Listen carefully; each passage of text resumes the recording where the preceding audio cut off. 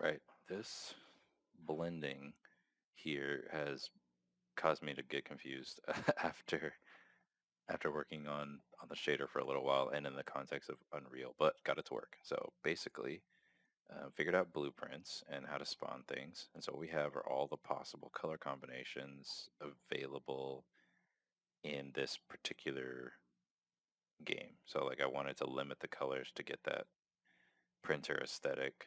Um, and it feels good. Like it looks nice, especially when it's still. Yeah, there's some like blurring when it moves that hopefully doesn't cause problems for people's eyes. It doesn't bug me,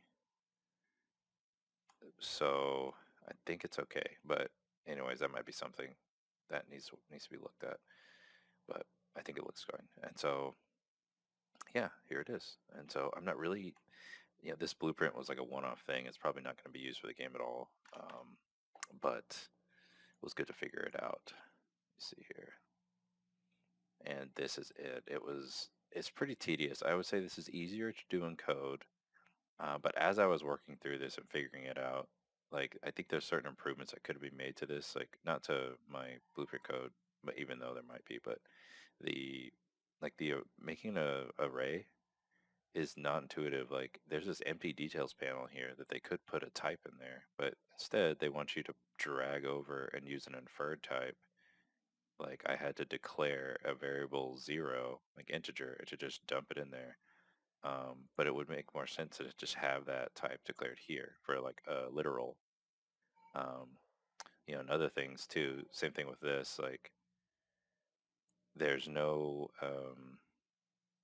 metadata, no information talking about like the types or like what to expect here, and so you're kind of just left clicking around to drag like where am I going, and so it has a really good like little visual debugging interface, but this is super tedious at scale. Like I don't see this scaling very well at all. This is a really simple script that if I were to type this up would be about 3 or 4 lines of code, but this is like huge for just something really basic like spawning all those blocks. So I'm not happy about this. I'm just gonna kind of suck it up and work with it, but I'm a little concerned about like the parsing logic and stuff for um, JSON and network payloads. I'm probably just going to do that straight in C++ because it's just going to be too arduous to work with in something like this. But nevertheless, I'm going to give it a try and see what it looks like. I think the biggest gotcha of all is what was it? I'm trying to think of where it was, but I had to drag this backwards to make it work at one point. Like I tried dragging it forward from left to right, like all the way through and connecting all the stuff, but one of them errored. And I think it was this last for each loop, if I'm not mistaken.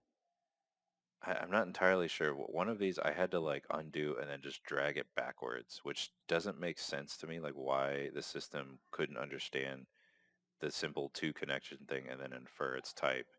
Like it has problems with type inference. And so that's going to be, I think because I'm already a programmer coming into it, I understand kind of like what it's trying to do and how it's failing and you can like help it out.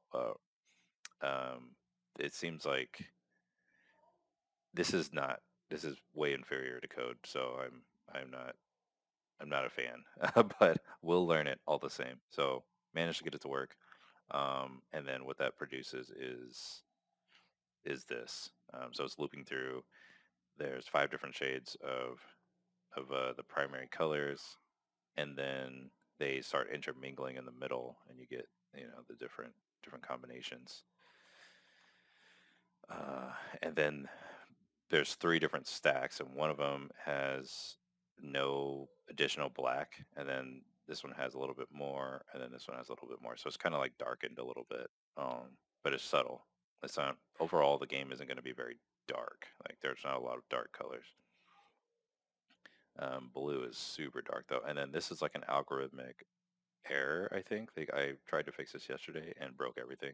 So I'm just going to live with this for now. But it is supposed to be a kind of black, but I think because we're dealing with like light and math and numbers, like whenever you have any zeros in the calculation, it just does this. Like so for the most part, it's a really stable algorithm. But it basically, if you set the the value to solid color, and then each one of those has a 0 in the RG or B axis, and then you end up with this. So I could do it a special case and exclusion to fix that, but I think I'm not. I think I'm just gonna let it be and just try and avoid that color for now and just move on. I think I want to get some more models in the game. So yeah, feeling good.